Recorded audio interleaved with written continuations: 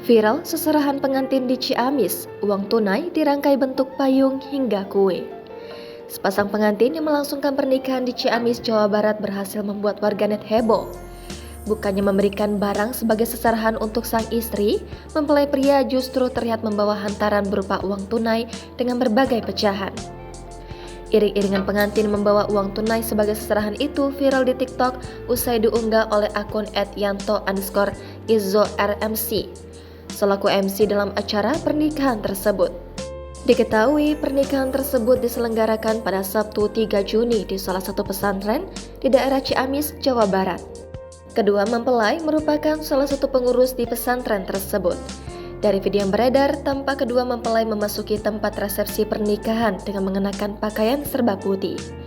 Sementara pengantin wanita terlihat memegang buket bunga yang terbuat dari uang pecahan Rp50.000.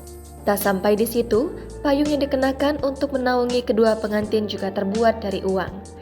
Selain membawa emas kawin, tampak pula sejumlah santri pria yang membopong seserahan uang tunai beragam pecahan mulai dari Rp100.000, Rp50.000, Rp20.000 hingga Rp5.000.